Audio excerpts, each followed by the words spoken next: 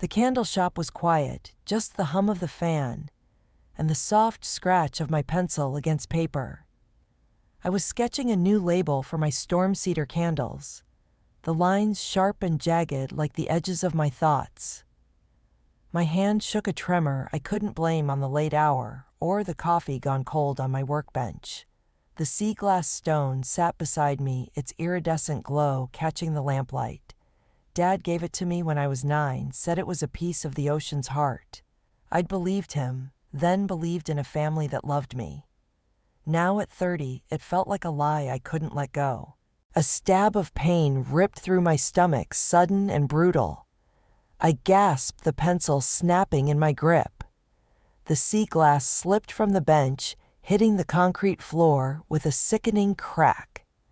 I dropped to my knees, clutching my gut, staring at the stone split into 3 jagged pieces, its colors dulled by the break. It felt like a sign, like the family I'd held together for years had just shattered with it. Ivy Miles called from the back where he was packing orders for tomorrow's market. He appeared in the doorway, his flannel shirt dusted with wax. "What's wrong?" "Something's not right." I managed the pain surging again, a white-hot blade twisting inside. I fumbled for my phone, hands trembling as I dialed Mom. Voicemail. Dad. Nothing. June picked up, her voice drowned out by pulsing music. "Ivy, I'm at this Fashion Week thing. Can you call back?" "June, I'm in pain, bad pain. I need." Another wave cut me off my vision, spotting black. "God, you always pick the worst time. Just go to a doctor, okay? I'm busy." The line went dead. Miles was already on his phone calling 911. "Hang on, Ivy. Help's coming." The paramedics arrived fast, their voices sharp as they loaded me onto a stretcher. I clutched the broken sea glass, its edges biting into my palm. "Don't let it go," I mumbled, though I wasn't sure who I was talking to. The ambulance siren wailed, and the world blurred. At the hospital, the doctor's words came in fragments: acute appendicitis, emergency surgery, risk of rupture. I signed forms with a shaking hand, my eyes locked on my phone, waiting for a call, a text, anything. Nothing came. As they wheeled me into the operating room, the anesthesiologist said, "Count backward from 10. I got to 6, and then darkness, but not empty. A figure stood in the void, her face soft, familiar. Grandma, her silver hair glowing like moonlight. She held a sea glass stone, whole and radiant. "You're stronger than their lies, Ivy," she whispered. "Find the truth." Her hand touched mine, warm, real.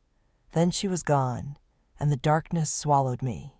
I woke to beeping monitors and the sting of antiseptic. My body felt carved open, heavy with stitches.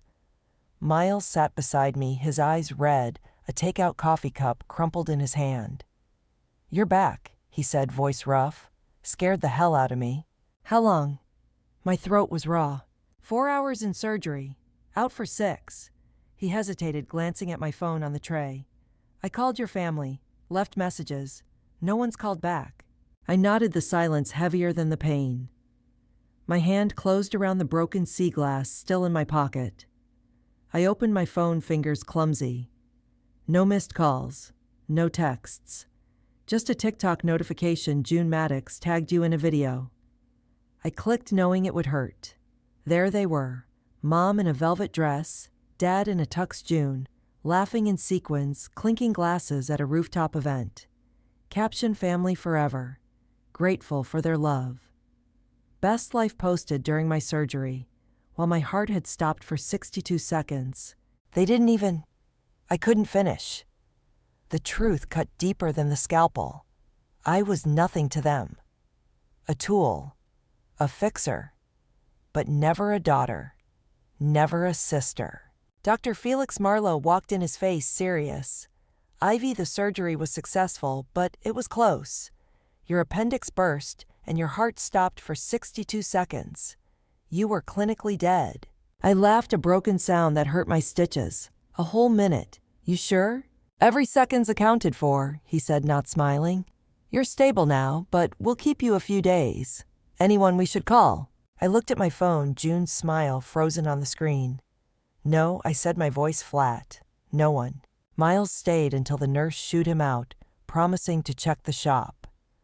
Alone, I held the broken sea glass, its pieces cold against my skin. Grandma's face flashed in my mind, her words echoing. Find the truth. I didn't know what she meant, but the stone shattered, like me felt like the start of something. A truth I'd been too scared to face.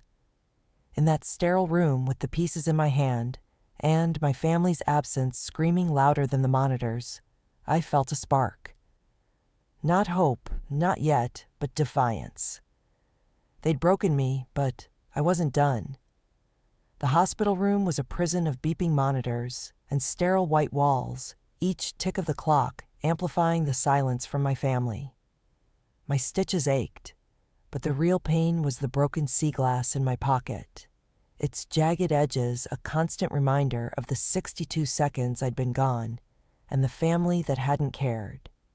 I'd been awake for 2 days, my phone still off, but the weight of their absence was heavier than the IV in my arm. Miles had stayed as long as the nurses allowed, bringing me a sketchbook and a promise to keep the candle shop running. You focus on you, he'd said, his voice steady. I've got the rest. That morning, Dr. Marlowe called me to his office, a small room cluttered with files and a flickering computer screen.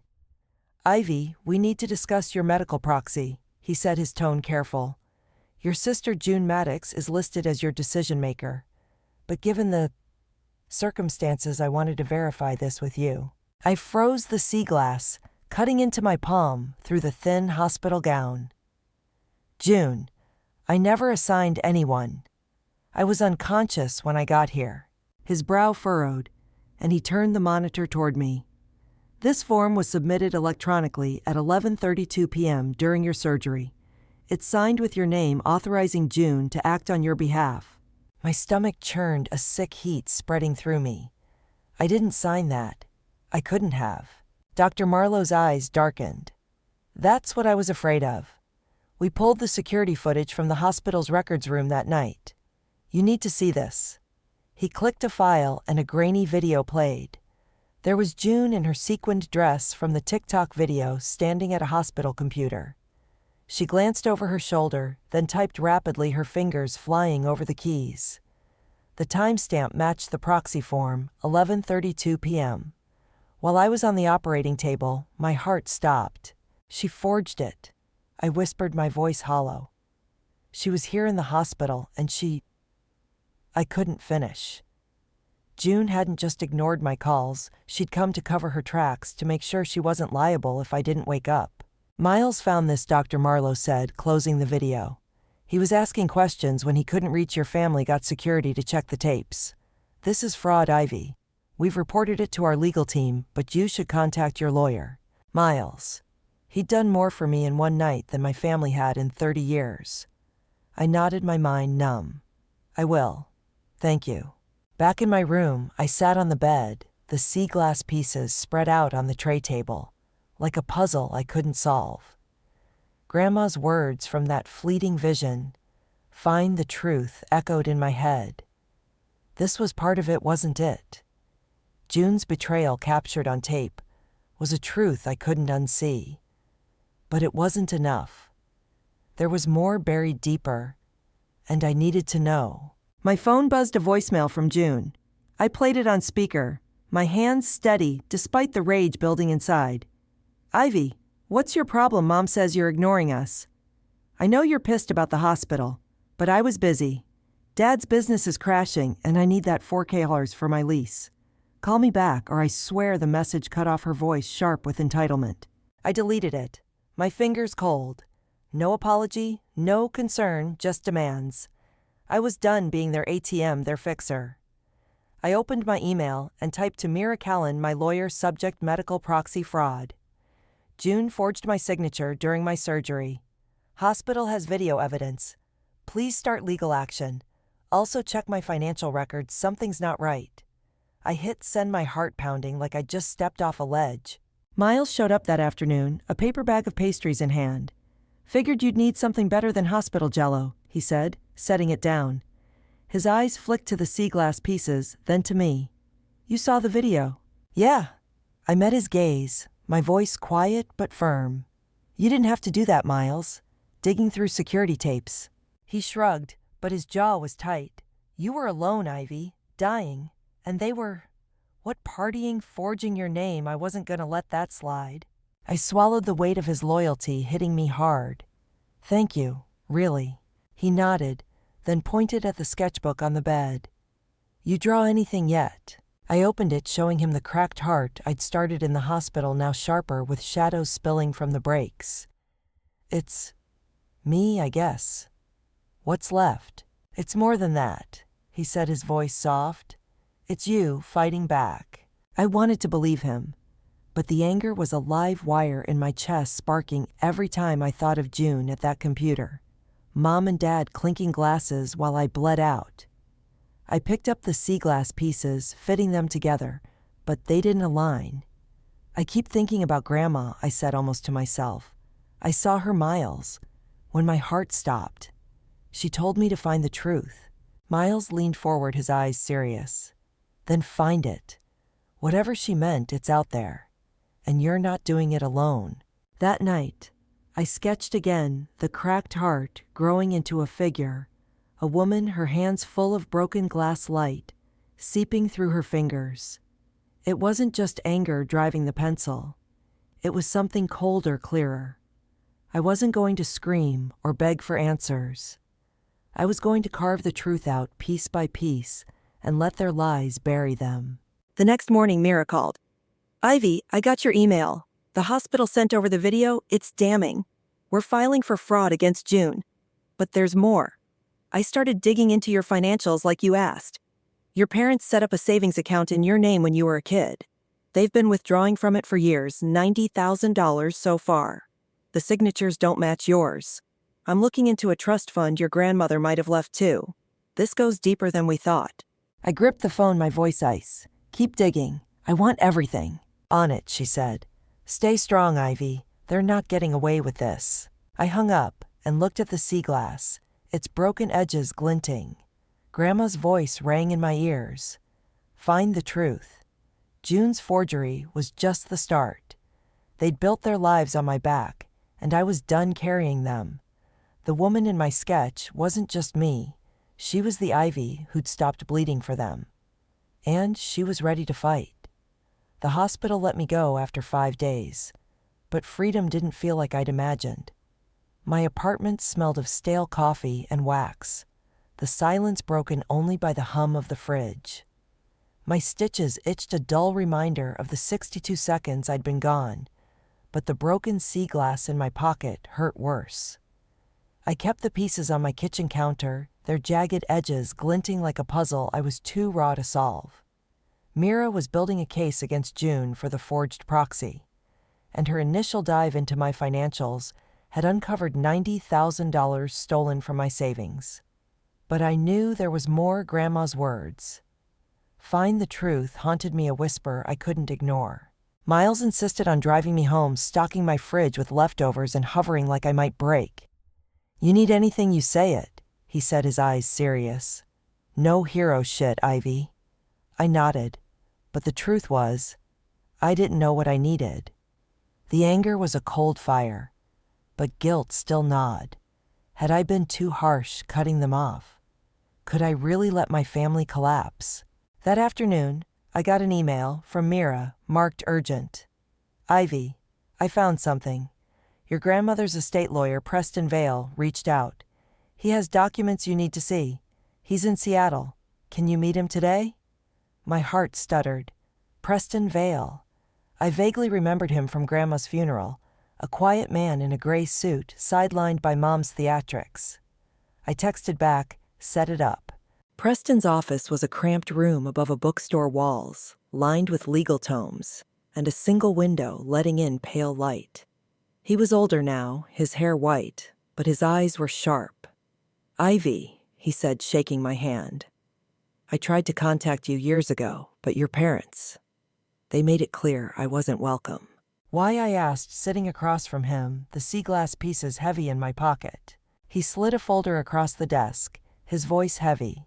Your grandmother Clara left you a trust fund, $600,000 to be released when you turn 30. She also left this. He handed me a sealed envelope, my name scrawled in her elegant script. She said to give it to you if you ever came looking. I think she knew your family might complicate things.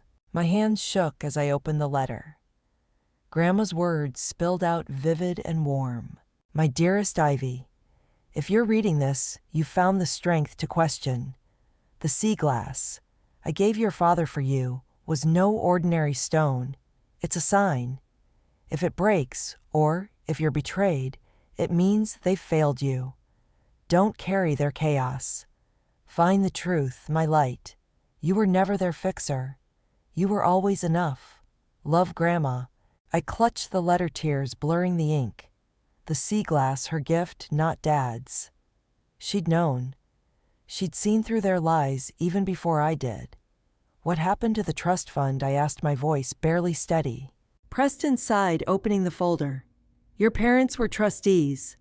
They started withdrawing funds when you were 16, small amounts at first, then larger. They forged your signature claiming you'd authorized it. The $600,000 is gone, Ivy. Used for your father's business, your mother's lifestyle, your sister's boutique. I warned them to stop, but they cut me off. I should have fought harder. I stared at the documents, bank statements, forged signatures, emails between Mom and Dad, planning to borrow more. $600,000. Money I'd never known about, stolen while I worked 3 jobs, ate ramen, built my candle shop from scraps. They took everything, I whispered, the sea glass cutting into my palm through my jeans. Grandma's letter burned in my mind. You were never their fixer. There's more, Preston said, his voice gentle. Clara left a small account in your name, separate from the trust. They never found it. It's $50,000 accessible now. She wanted you to have a way out. A way out? I laughed, a jagged sound. She knew they'd betray me. She did, he said. She loved you, Ivy, more than they ever could. I left his office with the letter and documents, the sea glass pieces heavy in my pocket. Grandma's words were a lifeline pulling me from the guilt that had clawed at me. They hadn't just stolen money, they'd stolen my future, my trust, my worth. And for what? To prop up a lie of a life, a tick-tock perfect family that never included me. When I got home, I called Mira. Preston gave me proof, I said, my voice cold but clear. $600,000 trust fund gone. Forged signatures. And a $50,000 account they didn't touch. I want to sue them for everything. I'm on it, Mira said, her tone fierce. This is fraud on a massive scale. We'll bury them, Ivy. Good, I said, hanging up. I spread the sea glass pieces on the counter, their broken edges catching the light. Grandma's letter lay beside them, her words a map. Find the truth. I'd found it, and it was uglier than I'd imagined. But it was mine now, and I wasn't letting go. Miles came by that evening, a pizza box in hand. Heard from Mira, he said, setting it down. You okay? No, I admitted, showing him the letter. But I will be. Grandma knew Miles. She left me a way out. He read it, his jaw tight. She was right. You're not their fixer. Hell, Ivy, you're a damn lighthouse. I laughed, the sound softer than I expected. A lighthouse. Yeah, he said, grinning. Standing tall, shining through the storm. You're doing it right now. I opened my sketchbook, the cracked heart from the hospital. Now a woman holding broken glass, light pouring from her hands. I added new lines, waves, crashing, a figure standing firm. This is me, I said, my voice steady. Not fixed, but not broken either. Miles nodded, his eyes warm. That's the Ivy I know. That night, I dreamed of Grandma, her silver hair glowing, the sea glass whole in her hands. You found it, she said, smiling. Now live. I woke with the sea glass pieces in my hand, their edges less sharp, like they were starting to fit. The truth wasn't just their betrayal. It was me still here, still fighting. And I wasn't fighting alone. 3 months after Preston's office, I was a different Ivy. Or, at least, I was trying to be. The $50,000 Grandma left was enough to keep my candle shop afloat, but I'd poured my soul into something else. My art. My apartment was littered with canvases, each one a piece of the pain I'd carried. Jagged waves, broken figures, light seeping through cracks. The sea glass pieces sat on my desk, their edges softer in my mind, no longer just a symbol of betrayal, but a sign I was rebuilding.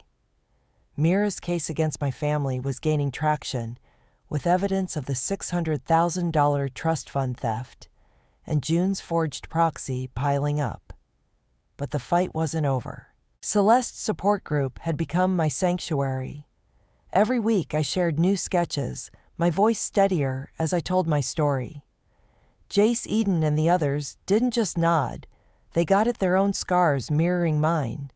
"You're turning pain into power," Celeste said, after I showed a painting of a woman holding shattered glass light blazing from her hands. I wasn't sure about power, but I felt alive, like I was finally painting my own life. Miles was my constant outside the group, dragging me to coffee shops and art nights, his guitar case always slung over his shoulder. "You're gonna kill it at the gallery," he said one evening, grinning over a latte. He'd connected me with a small downtown gallery for my first show set for next week.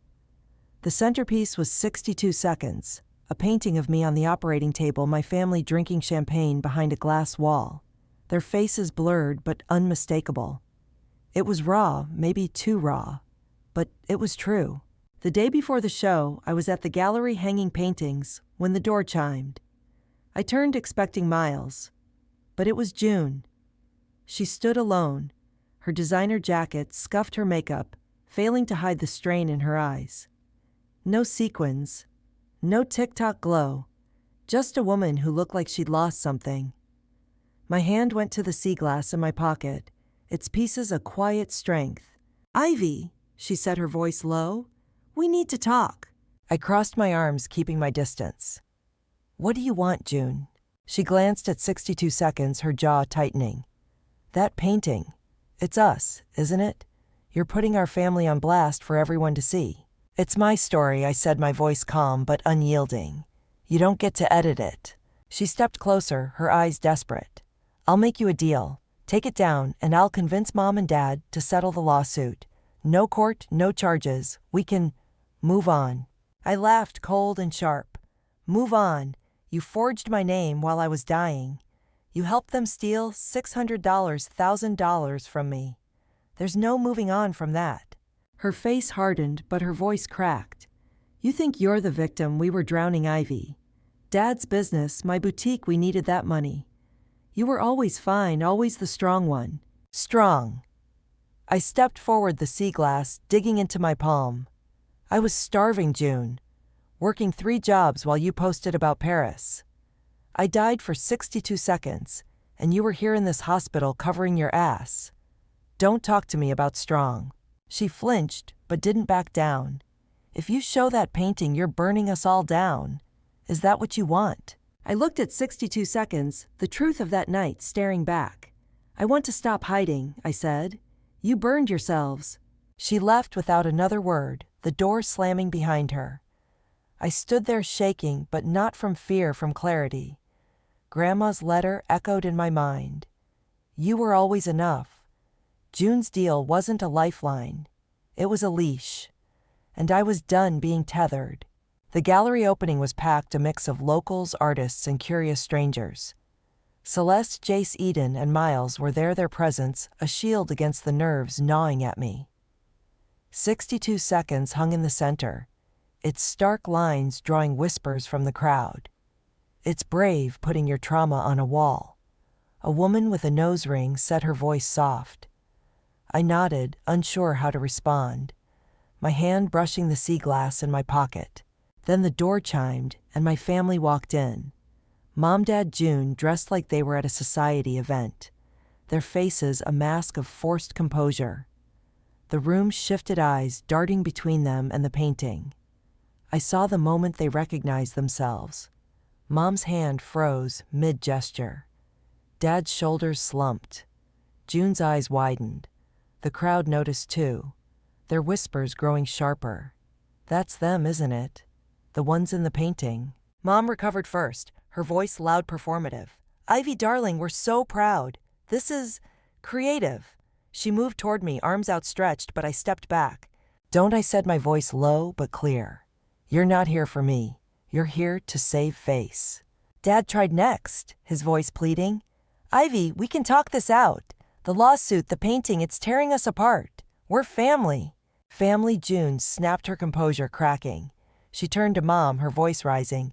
She's ruining us, and you're still playing nice. She's lying about everything. June, stop, Mom hissed, grabbing her arm. You're making a scene. Me. June yanked free, pointing at the painting. She's the one airing our dirty laundry. You said we'd handle this, Dad, but you're just standing there. Dad's face reddened. Enough, both of you, Ivy. This has gone too far. Take it down, or what I said, my voice cutting through their chaos. You'll steal more, forge my name again. You've got nothing left to take. The gallery was silent, every eye on us. The painting loomed behind me, my truth against their lies.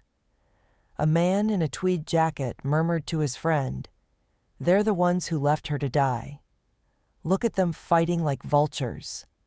The crowd's gaze turned, pinning my family in place, their shame exposed under the gallery lights.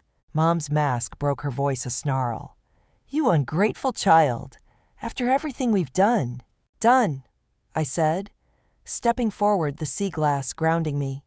You stole my future. Grandma's money, my savings, my trust. You left me on that table and you're still lying. Get out. Celeste moved beside me, her voice firm. You heard her. Leave. They didn't move at first, their faces a mix of rage and desperation. Then June stormed out, Mom following her heels, clicking. Dad lingered, his eyes wet, but I turned away. The door closed, and the crowd exhaled, their whispers softer, now respectful. I stood by 62 seconds, the glass wall in the painting, reflecting my family's absence, my survival. Miles found me later, his grin soft. You didn't just survive that, Ivy. You owned it. I pulled the sea glass from my pocket, its pieces catching the light. Grandma said to find the truth. I think I did. You did, he said, his hand brushing mine. And it looks like light. 5 months after the gallery showdown, I stood in my apartment packing the last of my canvases into a crate. The candle shop was sold a bittersweet goodbye, but the money, plus the $50,000 Grandma left, gave me a fresh start. Mira's lawsuit had ended in a settlement. My family repaid $150,000 of the stolen trust fund, a fraction of the $600,000, but enough to close that chapter. They'd moved to another state, their TikTok accounts silent, their perfect facade crumbled. I didn't check on them anymore. I didn't need to. My art had become my voice. After the gallery show, 62 Seconds sparked whispers online, then articles. A local critic called it a raw elegy for survival. And I sold every piece that night. The exposure led to an offer. A small gallery in Portland wanted me to co-run their space, showcasing my work alongside other artists. I said yes, ready for a new city, a new life. Miles was coming with me, his guitar already packed, his grin infectious as we planned our road trip north. Celeste's support group had been my lifeline through it all. I'd kept going, sharing new paintings, less jagged now, more light than shadow. Jace, Eden, and the others celebrated my move like it was their own victory. You're not just leaving, Ivy, Eden said at my last meeting, her eyes bright. You're arriving. Celeste handed me a sketchbook, blank, but for her note on the first page, keep painting your truth. I hugged them, my throat tight, knowing they weren't just friends. They were family, the kind that stayed. The day before I left Seattle, a package arrived from Mira, marked from the court. Inside was a letter, yellowed and sealed, addressed to me in Grandma's handwriting. My heart stopped as I opened it, her words spilling out like a beacon. My dearest Ivy, you were never the fixer. You were the light. The sea glass was my promise to you, a reminder that even when broken, you shine. Let the ones who built chaos live in it. Live for you, my love, and don't look back. Yours, Clara. Tears fell, but they weren't bitter. Grandma had seen me, loved me when no one else did. Her words, her sea glass, her hidden $50,000, they were her way of setting me free.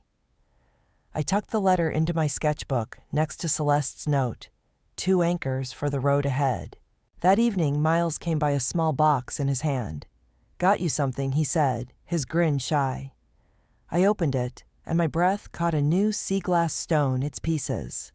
My broken ones carefully fused together with gold resin, glowing like a fractured star. Found a jeweler who does kintsugi, he said. It's your stone ivy, not their lie. Yours. I held it, the gold veins catching the light, a symbol of my cracks made beautiful. Miles. I whispered, my voice thick. This is you, he said, his eyes soft. Whole but better for the breaks. I hugged him, the stone warm in my hand, and for the first time I felt it, not just survival, but joy.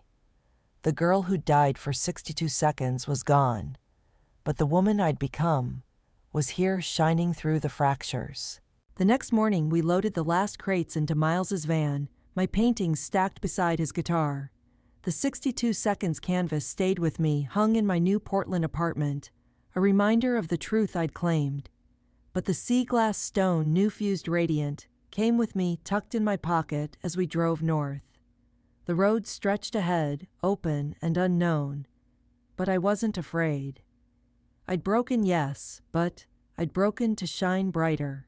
As the Seattle skyline faded in the rearview, Miles turned up the radio, some indie song about new beginnings.